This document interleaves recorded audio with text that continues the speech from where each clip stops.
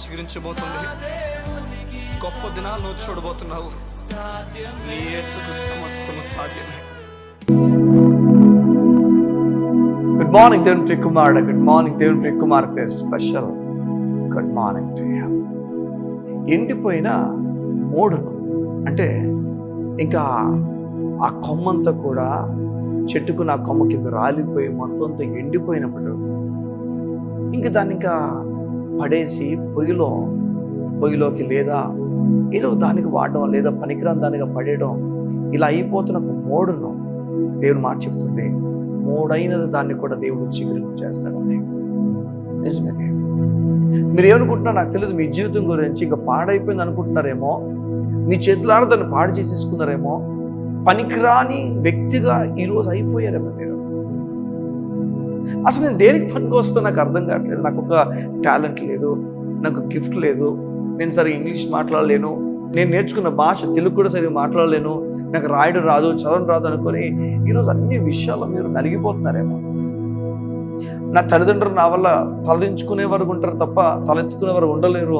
కారణం ఇలాంటి ఒక పరిస్థితులు నేనుంటే ఏముంటుంది నా బ్రతుకు అని చెప్పి మీరు అనుకుంటున్నారేమో. సంగం దేవుని మీద ఆధారపడినప్పుడు, దేవుని మీద ఆనుకున్నప్పుడు విద్య లేని పామురులు దేవుడు పైకెత్తలేదా? మీరు అనుకుంటున్నారు విద్య ఒక వ్యక్తిని పైకి తీసుకొస్తుందని. నేనంటాను దేవుని వాక్యం ఒక వ్యక్తిని పైకి తీసుకుని వస్తుంది. నీవు ఎడ్యుకేషన్లో సరిగా లేవు, సరిగా రాణించలేకపోతున్నావు, నీ వల్ల అవ్వట్లేదు. నేను ఒక సలహా చెప్తున్నా మీకు. నేను ఒక సలహా నా జీవితంలో జరిగిన విషయం మీకు చెప్తాను. నేను ఒక మాట చెప్తాను ఏంటంటే, నేను ఇంటర్ ఫెయిల్ అయిపోయిన వ్యక్తిని, నేను డిగ్రీ ఫెయిల్ అయిపోయిన వ్యక్తిని. నా మార్కులు చూస్తే మీరే ఆశ్చర్యపోతారు. నేను సరిగా చదవడానికి నాకు ఇష్టం లేదు. చదువు ఎంత తొందరగా అయిపోద్దా, చదువు ఎంత తొందరగా ఆపేస్తానా, నాకు ఇష్టం లేదు వెళ్ళడం. నేను కాలేజ్కి వెళ్తాను, మళ్ళీ తొందరగా ఇంటికి వచ్చేస్తాను, లేదా బయట తిరుగుతాను. ఇలాంటి ఒక వ్యక్తిని నేను. ఇంటర్ ఏదో విధంగా సప్లిమెంటరీలో బాగా పాస్ అయిపోయాను. అది కూడా కాస్త అటు ఇటు చేసి అలా పాస్ అయిపోయిందండి. డిగ్రీకి వచ్చినప్పటికీ డిగ్రీ నాకు చదవాలనిపించలేదు. కాలేజ్కి వెళ్ళాను. ఆ 3 years ఆఫ్ టైం కూడా నాకు నచ్చినట్లుగా ఉపయోగించేసుకున్నాను. క్లాసెస్కి వెళ్ళేవాడిని కాదు, క్లాసెస్ మధ్యలో కూడా వచ్చేసేవాడిని బయటికి. ఇంకా అలాంటప్పుడు ఏం మార్క్స్ వస్తాయి చెప్పండి? నేను వెళ్ళిన ఎగ్జామ్ కూడా, ఏ ఎగ్జామ్ కూడా కొన్నిసార్లు నాకు తెలియదు, అలా రాసేవాడిని నేను.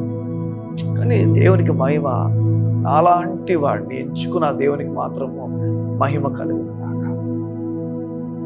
ఈరోజు ఒకవేళ మీ పరిస్థితి, మీకు ఎడ్యుకేషన్ మీద అసలు మీ మనసు వెళ్ళలేక మీరు అసలు నేను చదవలేకపోతున్నా, అవ్వట్లేదని మాట్లాడుతున్నా అంటాను.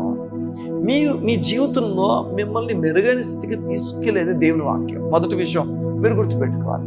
ఇది ఒకవేళ అలాంటి ఒక వ్యక్తి అయితే, అలాంటి ఒక వ్యక్తిత్వం మీకుంటే దేవుడు మీతో మాట్లాడుతున్నాడు సూటిగా. మీరేం చేస్తారంటే, మొదట వెళ్ళి దేవుని వాక్యాన్ని పట్టుకోండి. నా జీవితంలో మలుపు అక్కడే తిరిగింది. నాకు అసలు చదవడం ఇంట్రెస్ట్ లేదు. నేను ఈరోజు ఉదయం, మధ్యాహ్నం, సాయంకాలం, రాత్రి, మధ్యరాత్రి తేడా లేదు. కానీ నాకు అనిపించినప్పుడు అంతా కూడా దేవుని వాక్యం చదువుకుంటున్నాను. చదవడం ఇంట్రెస్ట్ లేదు నేను, చూడండి, వాక్యం చదువుకుంటున్నాను. చదవాలని ఆసక్తి లేదు నేను, ఈరోజు గురించుకొని కష్టపడి వచ్చేసి వాక్యం చదువుకుంటున్నాను. ఈరోజు మీరు అనుకుంటున్నారేమో నా వల్ల అవ్వదని. మీ బిడ్డలకు మీరు నేర్పించండి, వాక్యం చదువుకుని వెళ్ళి దేవునితో గడుపు. నేను చెప్తున్నాను, మీరు అనుకుంటున్నారు మీ బిడ్డలకు టైం వేస్ట్ చేస్తారని. ఈరోజు ఎందరో తల్లిదండ్రులు వారి బిడ్డలని చర్చికి పంపిస్తే అక్కడ చర్చిలో ఉండిపోతాడు, దేవుని పని ఉండిపోతాడు చదవడని. మీకు చెప్పిన ఒక మాట, ఆ చర్చిలో ఉన్నోడిని దేవుడు పైకి తీసుకొస్తాడు, చదువుతున్న వాడి పైన ఆ వ్యక్తిని పెడతాడు. ఇది నిజంగా జరగబోయేదండి, ఇది నిజంగా జరగబోయేది. చెప్పండి ఒక మాట, ఎక్కడో రాజుగా అయిపోయినా సౌలు ఒక వైపు ఉన్నాడు, వారి కుటుంబం ఒక వైపు ఉంది. గొర్రెల కాపురైన దావీదుని దేవుడు హెచ్చించలేదా? డానియేల్, షడ్రక్, మేషక్, అబేద్నెగోల్ని రాజ్యంలో వీరు దేవుడు హెచ్చించలేదా? వీరు జ్ఞానం అనుగ్రహించలేదు. దేవుడు చెప్తున్నాడు ఈరోజు, వాక్యము ప్రారంభిస్తే మీ బిడ్డలు చెప్పండి, నాన్న రోజును వాక్యం చదువు. దానికి ఎగ్జాంపులరీగా మీరు మారిపోవాలి. మీ ఇంట్లో మీరు నీరు ఎక్కువ తాగకుండా మీ బిడ్డలు తాగమని చెప్పారనుకోండి, మీరు తాగట్లేదు కనుక వారు కూడా తాగరు. యాక్చువల్గా మీరు 10 మార్లు వెళ్ళి గ్లాస్ తీసుకుని వాటర్ తాగడం చూపించండి, వారు తాగుతారు.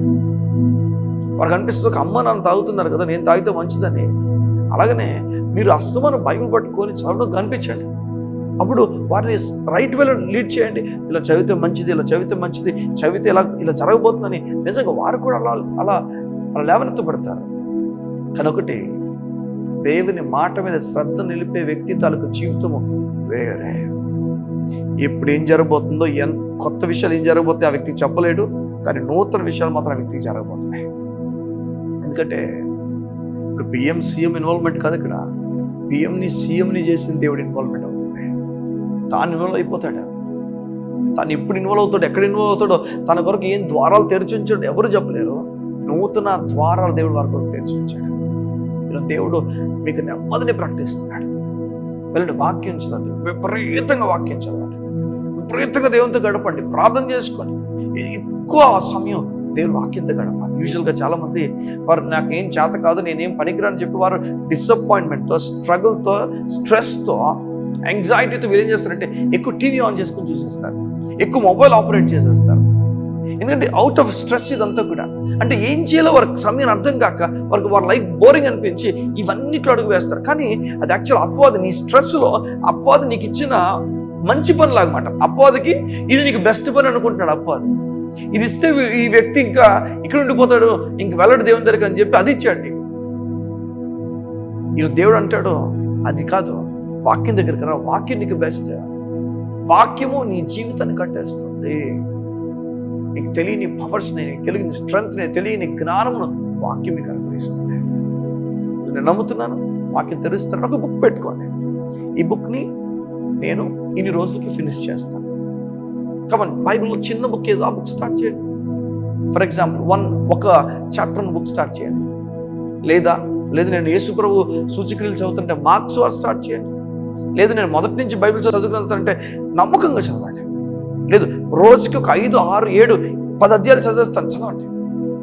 మీలో ఎవరైతే నిర్ణయం తీసుకొని చదువుతారో జీవితపు కథ మార్చబడబోతుంది. ఎవరి ఇంటర్వెన్స్ లేకుండా, ఎవరు మీ జీవితంలో కలకుండానే ప్రభు మీ జీవితంలో కలిసి మొత్తం మారుస్తాడు. వినేసాం. నువ్వు గదిలో ఉన్నావేమో, నువ్వు మేడ మీదకి ఎక్కబోతున్న త్వరలో ప్రభు కృప అంత గొప్పది. కళ్ళు మూసుకున్నట్లయితే ఈ ఉదయం మీకోసం ప్రార్థన చేస్తాను. మీ జీవితంలో ఘనమైన కార్యాలు జరగబోతున్నాయి. కళ్ళు మూసుకొని మీ గురించి ప్రార్థన చేస్తాను. మా ప్రియ పరలోకపు తండ్రి, నీకు వందనాలు.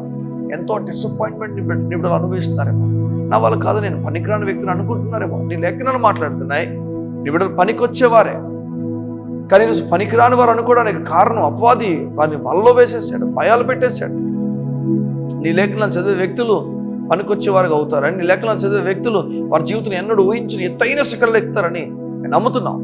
అటు కృప, అటు ఆదరణ, అటు ధైర్యం మాకు ఇచ్చి నడిపించబడదు.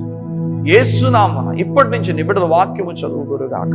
ఒక నిర్ణయము, నమ్మకస్తులుగా నిర్ణయం తీసుకుందురుగాక. యేసు నామమున ప్రార్థించుతున్నాం తండ్రి. ఆమేన్, ఆమేన్, ఆమేన్. దేవుడు నమ్మకస్తులను చూస్తున్నాడు. నమ్మకంగా ఎవరైతే నిలబడతారో వాక్యం చదువుకుంటూ వారిని దేవుడు దీవిస్తాడు. మిమ్మల్ని దేవుడు బలంగా దీవించునుగాక. God bless you. See you tomorrow.